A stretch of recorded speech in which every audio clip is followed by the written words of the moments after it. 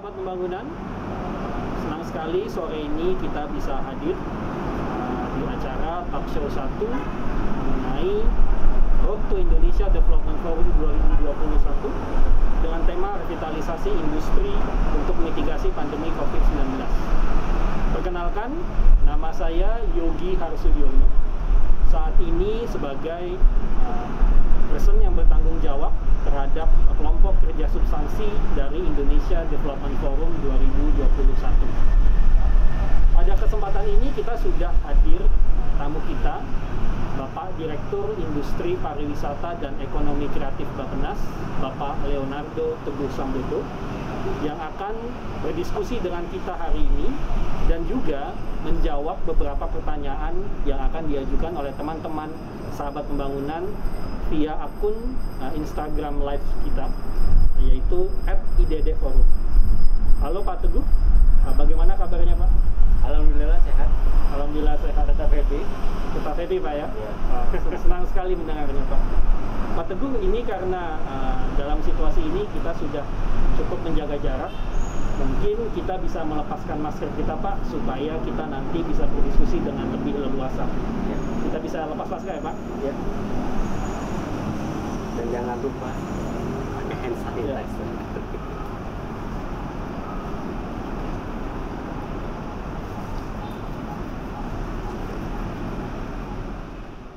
Saat ini kita tahu bahwa pandemi COVID-19 memberikan dampak yang cukup besar pada perekonomian Indonesia. Ekonomi Indonesia pada triwulan 2 tahun 2020 berkontraksi dengan cukup dalam, sebesar minus 5,32%, dan itu termasuk kontraksi yang cukup tinggi dengan dibandingkan oleh angka pertumbuhan kita tahun sebelumnya. Sektor industri juga pada bulan April tahun 2020 ini menunjukkan angka aktivitas yang sangat rendah yang ditunjukkan melalui nilai indeks PMI Manufacturing Sector Index yang turun hingga level 27,5.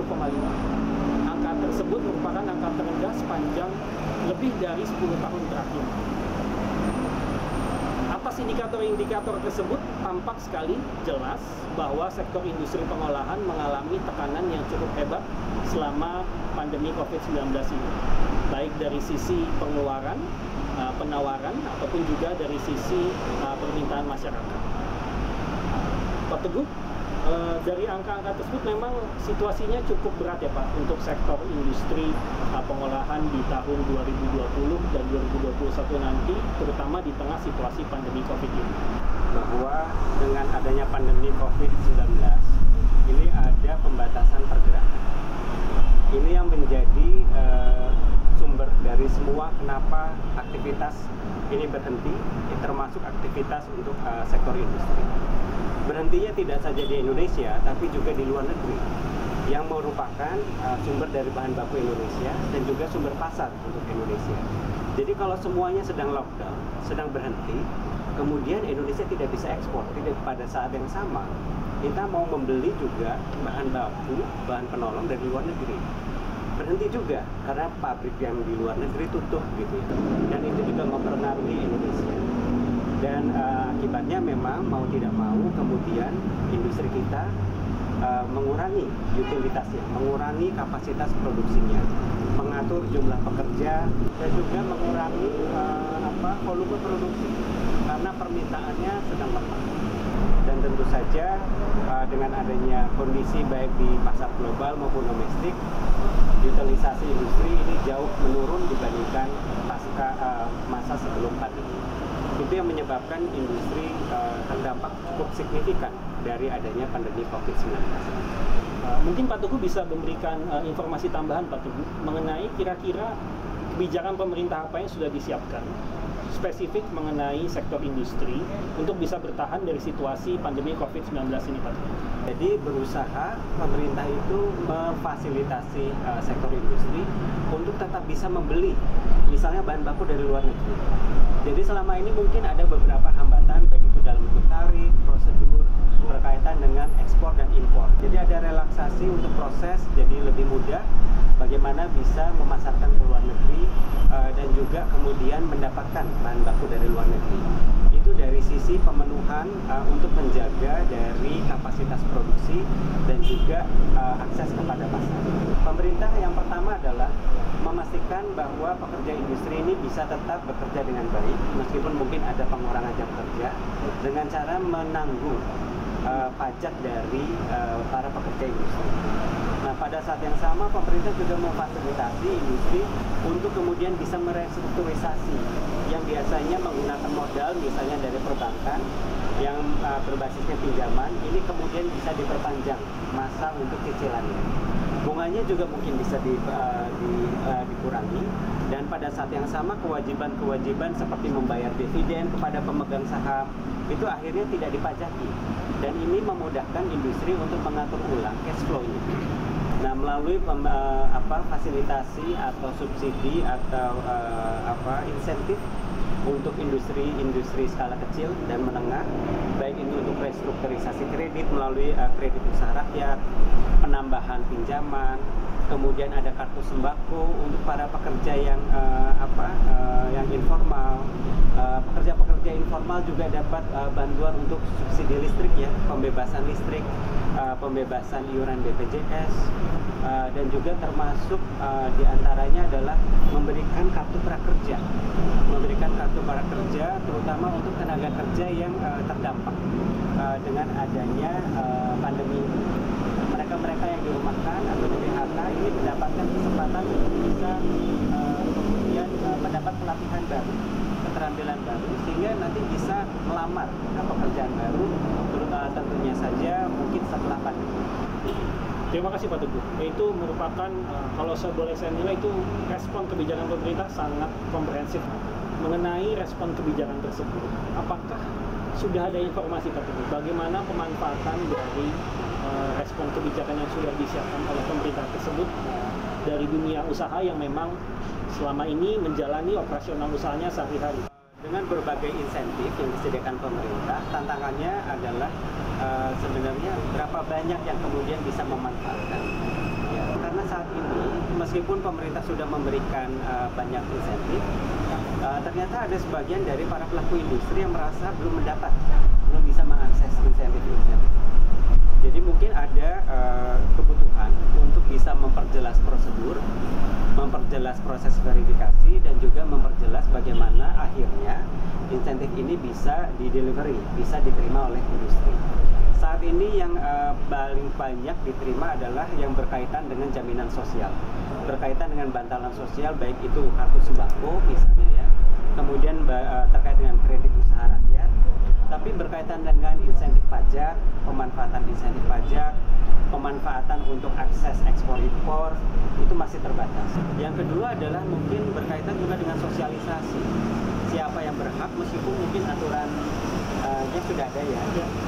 Klasifikasi subsektor apa yang berhak, ya, kemudian klasifikasi misalnya dia modalnya berapa yang berhak, sama juga dengan tenaga kerja, misalnya batas pendapatan berapa yang layak untuk mendapatkan pembebasan pajak yang ditanggung pemerintah, pajak penghasilan. Nah, ini yang mungkin perlu terus disosialisasikan.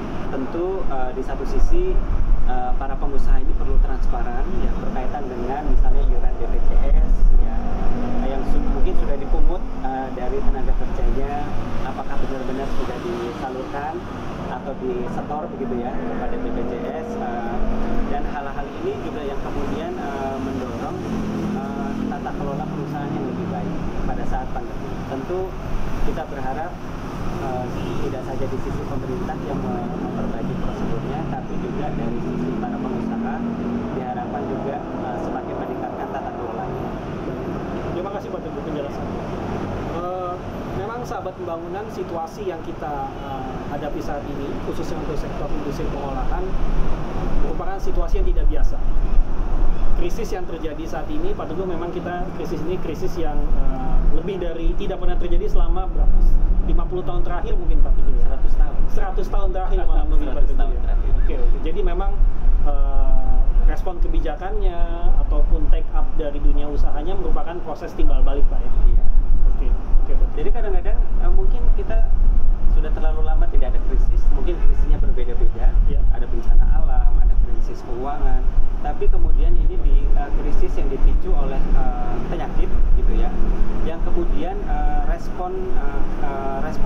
beragam. Di awal-awal terjadinya pandemi ini responnya beragam.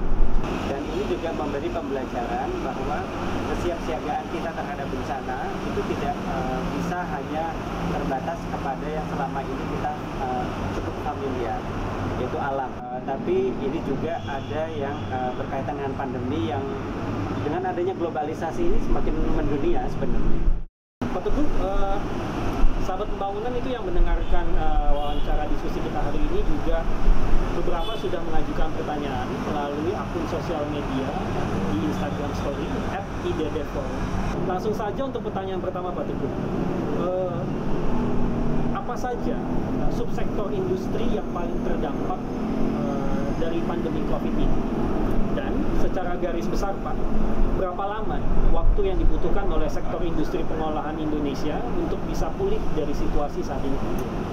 Secara umum Mas Yogi dan rekan-rekan pembangunan, subsektor industri yang paling terdampak adalah dia yang terhubung dengan global value chains. Jadi subsektor yang sudah terhubung secara global. Yang kedua adalah subsektor yang memang mengandalkan banyak pekerja, ya, di mana kemudian dengan ada pembatasan dari mobilitas penduduk ini menyebabkan dia juga harus mengatur, ya, jarak antar pekerja, shift antar pekerja, ada protokol baru, ada tambahan biaya baru. Ya. Bahkan untuk pandemi COVID ini, industri tekstil dan pakaian jadi pun terkena dampak karena masyarakat melihat, wah, dengan adanya pembatasan mobilitas ini belum pernah terjadi sebelumnya di Indonesia. Mungkin dalam 100 tahun masyarakat tidak boleh keluar rumah, masyarakat tidak boleh bekerja di kantor. Jadi mereka juga berpikir kalau di rumah saja kenapa perlu baju baru. Nah, ini yang kemudian juga mendorong, memicu adanya penghematan yang luar biasa. Dan apabila pasarnya terkontraksi, dibatasi, terbatas begitu ya, lebih rendah, turunnya signifikan, ini mempengaruhi banyak sekali subsektor industri. Jadi subsektor barang-barang yang tahan lama, subsektor barang-barang yang memang kebutuhan tersier, sama juga industri yang memang membutuhkan adanya terhubung dengan global value chains, baik itu industri yang berbasis sumber daya alam, ataupun yang sumber daya alamnya artinya pertanian, perikanan, pertambangan, dan juga industri-industri yang berkaitan dengan yang teknologi maju. Kalau kita lihat data terbaru Pak, ekonomi Cina di bulan Juni dan Juli, triwulan kedua tahun 2020 itu sudah kembali tumbuh dengan aktivitas yang menyerupai sebelum masa pandemi. Terkait dengan hal tersebut Pak, sektor-sektor apa sebenarnya yang memang di masa pandemi ini tumbuh lebih cepat? Dan secara keseluruhan berapa lama memang kita diproyeksikan bisa pulih Pak? Ya. Jadi industri yang berkembang adalah yang tetap tumbuh adalah industri makanan minuman karena dibutuhkan setiap hari, dan industri yang berkaitan dengan kesehatan, baik itu untuk farmasi maupun alat kesehatan. Alat kesehatan ini terutama dibutuhkan pada saat kita mau menangani banyak sekali kejadian atau penularan dari COVID-19 ini, dan ini yang kemudian berusaha dipacu, baik itu dari segi risetnya, kolaborasi riset, sampai bagaimana kita bisa mengadakan secepatnya barang-barang atau produk-produk alat kesehatan. Yang berikutnya adalah dari segi farmasi. Dari segi farmasi tentu masyarakat yang pertama ingin mendapatkan obat yang menyembuhkan, tapi pada saat yang sama banyak juga yang menganjurkan masyarakat untuk mengkonsumsi obat-obat tambahan, vitamin yang untuk meningkatkan daya tahan tubuh. Intinya adalah ketiga subsektor ini merupakan subsektor yang tetap tumbuh. Mungkin kalau kita hubung-hubungkan dengan yang lain, ya industri yang berkaitan dengan elektronika misalnya gitu ya, bagian dari sisi digitalisasi. Jadi industri yang berkaitan dengan digitalisasi, subsektor yang berkaitan dengan digitalisasi ini juga tumbuh. Karena apa? Sekarang orang membutuhkan, mengandalkan semua informasi cukup bisa diakses dari rumah melalui gadget, ya, dan itu kemudian menumbuhkan lebih banyak layanan yang sifatnya adalah on demand service. On demand service itu memang memenuhi kebutuhan masyarakat saat itu. Berapa lama ya mau pulih? Nah, ini yang kemudian menjadi tantangan karena pendekatan penanganan COVID di Indonesia dan Cina berbeda. Cina melakukan lockdown total, gitu ya, berhenti sesaat, mungkin secara 2 bulan totalnya, kemudian mulai membuka secara bertahap. Dan dan di sini tampak bahwa perkembangannya kemudian bisa kembali normal seperti tadi disampaikan.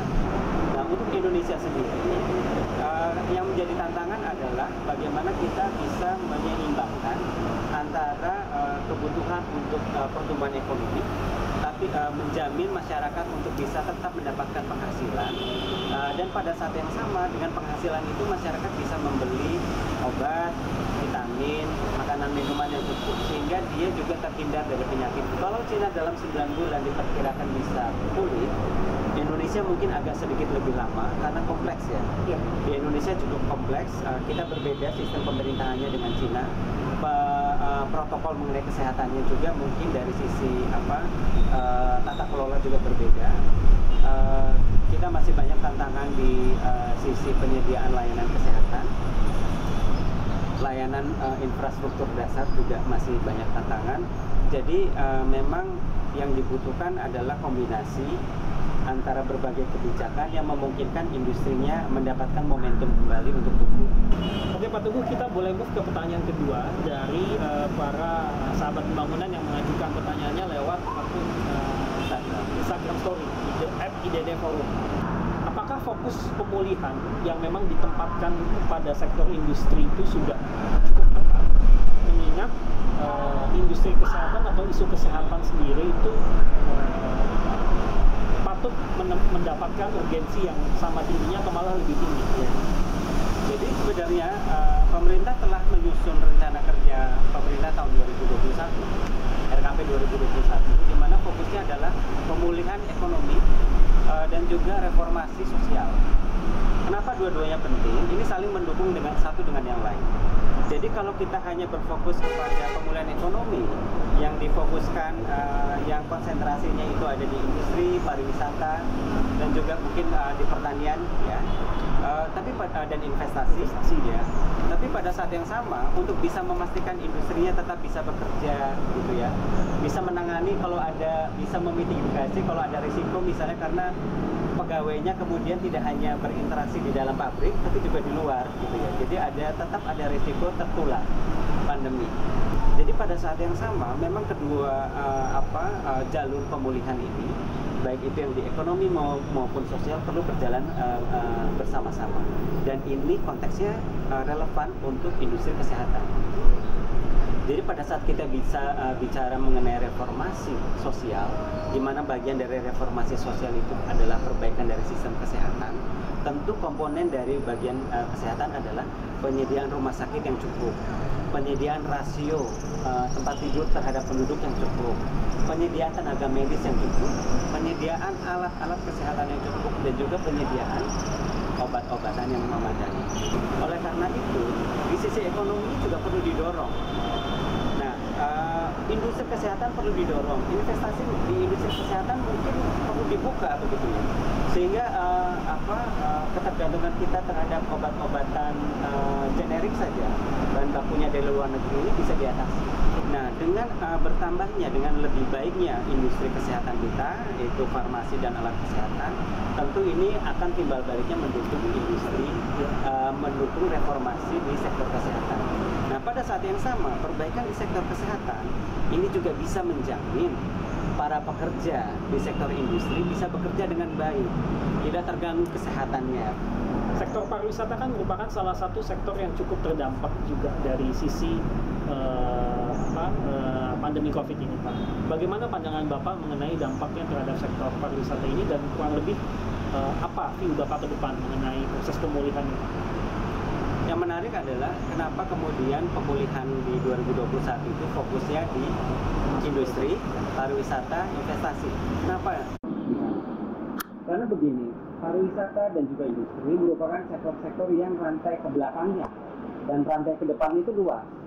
Artinya begini, kalau pariwisata itu berkembang, dia bisa menjadi pasar untuk sektor industri. Sektor industri menghasilkan misalnya bahan baku untuk hotel. Pemulihan dari sektor pariwisata ini akan membantu pemulihan dari pasar untuk sektor ini. Mana sektor yang paling pertama terdampak adalah pariwisata. Oke. Dengan turunnya sekitar 60-80% perjalanan secara global, itu dampaknya sangat signifikan. Jadi semua orang tinggal di rumah, tidak ada konsumsi. Dengan tidak adanya konsumsi, semua industri juga kemudian mengalami keterbatasan untuk pasaran. Nah, pemulihan pariwisata sendiri harapannya adalah pada beberapa tahun, pada tahun 2021 kita perlu mereaktivasi lagi. Tentu ini semua didasarkan pada kebijakan pemerintah dan juga masing-masing wilayah, bagaimana sebenarnya bisa mengelola mobilitas masyarakat yang baik. Nah, yang kedua adalah untuk juga bisa berkolaborasi dengan dunia usaha, terutama untuk maskapai penerbangan.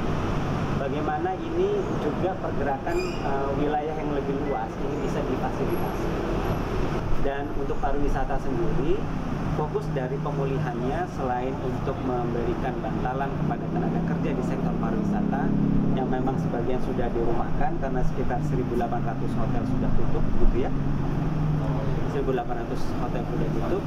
Bagaimana kemudian kita melengkapi orang-orang yang sudah keterampilan orang-orang yang di rumah sudah dirumahkan ini punya pilihan lain untuk mencari lapangan kerja. Tentu mungkin selama pandemi terbatas, tapi setidaknya dengan penambahan skill baru, misalnya melalui digitalisasi, e-commerce, dia bisa berjualan dari rumah, ya. Jadi tidak memerlukan tempat usaha, rekreasi di rumah, memasarkan melalui e-commerce itu adalah salah satunya. Jadi kalau dikaitkan, kenapa industri pariwisata investasi penting karena saling berkaitan. Pariwisata dan industri punya keterkaitan ke belakang ke depan yang luas. Nah, sekarang investasi. Investasi itu mendukung keduanya. Karena kalau kita pikir-pikir kita hanya mengandalkan industri yang ada, tentu pertambahan lapangan kerja akan segitu-segitu saja. 400.000 setiap tahun. Tapi jika ada industri masuk, investasi masuk, penanaman modal, pabrik baru dibuat, berarti ada kebutuhan lapangan kerja. Sama juga investasi pariwisata masuk, ada hotel baru, ada tempat atraksi baru, misalnya wahana baru, gitu ya. Kemudian restoran baru, tentu butuh banyak tenaga kerja. Dan inilah yang kemudian kami harapkan bisa menggerakkan pemulihan Indonesia secara keseluruhan di tahun 2021. Seberapa yakin pemerintah Indonesia terhadap pertumbuhan ekonomi di tahun 2020 ini? Dengan kebijakan pemerintah yang tadi sudah dikeluarkan, dengan sudah memperhatikan keterkaitan antara satu sektor dengan yang lainnya, seiring dengan perubahan perilaku di masyarakat, bagaimana tanggapan Bapak atau view Bapak mengenai proyeksi pertumbuhan ekonomi Indonesia sendiri di tahun 2020 ini sendiri? Ya. Saya akan membaginya menjadi dua skenario. Yang pertama adalah tanpa vaksin. Apabila itu yang terjadi, maka melihat dari pola pergerakan masyarakat yang sekarang di Indonesia tidak terlalu ketat, ya. Pola pergerakan masyarakatnya, di mana masyarakat masih memiliki peluang untuk bepergian, tentu dengan protokol tertentu. Kita melihat masih ada potensi pertumbuhan kita masih akan rendah. Karena kita masih mencoba mencari keseimbangan baru, keseimbangan di dalam adaptasi baru ini. Bagaimana menyeimbangkan antara kepentingan ekonomi, ya, perut masyarakat, lapangan usaha bagi masyarakat, dengan bagaimana kita bisa menangani risiko kalau ada penularan. Jadi mungkin utilisasi yang sebelumnya karena pandemi turun dari 100% menjadi 25%, ini mungkin dinaikkan menjadi 60%, tapi tidak kepada utilisasi yang maksimum sebelum pandemi terjadi. Nah, ini yang kemudian juga mendorong berkontribusi kepada prospek pertumbuhan kita. Jadi apabila tanpa vaksin, tantangan terbesar kita pengelolaannya masih di mobilitas masyarakat, menerapkan protokol. Tentu yang kemudian menjadi ekspektasi bersama bahwa kita mungkin akan seperti negara lain, tapi tidak begitu tidak seburuk negara. Mengapa? Pertama, masih ada peluang masyarakat untuk bekerja, masih ada industri yang beroperasi, ya. Dengan izin khusus industri masih bisa beroperasi, masih masyarakat kemudian bepergian secara lokal, berwisata secara lokal, dan ini spending yang atau pengeluaran yang dilakukan masyarakat ini membantu. Kuncinya adalah apabila tidak ada vaksin, kita perlu mendorong konsumsi yang lebih tinggi. Jadi kalau dikatakan negara lain resesi sampai tahun 2020 ini tanpa vaksin, mungkin kita juga masih negatif. Pertumbuhannya masih negatif, ya mungkin mendekati nol gitu ya. Tapi harapannya kalau 1% mungkin ya di tahun 2021 atau di tahun 2020 mungkin itu adalah skenario optimis begitu ya. Kalau ada vaksin, ini akan mengubah strategi pemulihan. Karena dengan adanya vaksin, kapasitas dan kepercayaan diri untuk bisa mengelola pandemi dengan baik, dampak dari pandemi dengan baik, ini semakin meningkat. Jadi kalau dikatakan 2020 ini mungkin minus tanpa vaksin, mungkin dengan vaksin kita bisa tumbuh yang tadi melewati angka 0, bisa 1% gitu ya, bahkan mungkin bisa lebih. Bisa mungkin seperti kuartal 1 2020 ini ya, di mana pertumbuhan kita sekitar 2%. Nah, hal-hal ini yang juga oleh pemerintah, dan saya rasa dua skenario itu yang menjadi dasar proyeksi atau perspektif saya terhadap prospek pertumbuhan Indonesia di tahun 2020. Ada pesan tidak Pak kepada para sahabat pembangunan yang memang tertarik dengan isu-isu pembangunan seperti ini, khususnya bagaimana berperilaku ataupun mendukung kebijakan yang memang dilakukan oleh pemerintah di tahun 2020 ini mengenai pemulihan ekonomi? Berkontribusi untuk tetap menerapkan protokol kesehatan itu merupakan kontribusi yang paling penting, yang luar biasa. Fundamental. Ya. Melakukan itu saja sudah berkontribusi sangat signifikan bagi perekonomian Indonesia. Karena apa? Mengurangi biaya pemerintah untuk mengeluarkan menanggung biaya pengobatan. Ya. Yang kedua adalah tentu mendorong apabila memang belajar di rumah begitu ya. Saya mendorong untuk mendapatkan perspektif. Mungkin waktu di rumah lebih banyak untuk berselancar di internet. Cari informasi-informasi yang berguna untuk menambah wawasan, pemahaman terkait dengan kebijakan-kebijakan ekonomi, kebijakan-kebijakan sosial. Yang ketiga adalah apabila memang sudah bekerja, sahabat-sahabat pembangunan, tentu kami mengharapkan tetap kerja secara produktif, memperhatikan protokol tentu saja, dan pada saat yang sama jangan lupa spending. Jangan lupa spending, karena spending itu, konsumsi apapun kecilnya bisa membantu industri kita, bisa membantu tidak saja industri besar, tapi mungkin tetangga sebelah yang punya warung atau teman sendiri yang punya usaha di kota lain yang kemudian dijual melalui e-commerce, itu juga akan sangat membantu. Dan yang terakhir mungkin gunakan produk Indonesia. Oleh karena itu belilah produk dalam negeri. Itu juga menjadi salah satu kunci untuk pemulihan tahun 2020 dan 2021. Itu saja Mas Ibu. Terima kasih Pak Teguh. Saya rasa tadi yang Pak Teguh sampaikan sudah mencakup semuanya dari awal sampai akhir. Sekali lagi saya ucapkan dari kami panitia terima kasih Pak sama-sama sudah bersedia untuk menjelaskan kepada kami di sini dan juga pada sahabat pembangunan yang sekarang mungkin melihat media sosial Pak Teguh. Mungkin di lain kesempatan kita bisa bertemu lagi. Terima kasih Pak Teguh. Sama-sama. Ya. Salam sehat Mas. Salam sehat. Ya. Sahabat pembangunan, kita telah mendengarkan penjelasan dari Bapak Leonardo Teguh Sambodo, Direktur Industri Pariwisata dan Ekonomi Kreatif Kementerian Perencanaan Pembangunan Nasional Bappenas. Demikian Talk Show 1 Road to Indonesia Development Forum 2021 dengan tema revitalisasi industri untuk mitigasi pandemi. Sampai jumpa di dalam talk show selanjutnya. Salam sehat.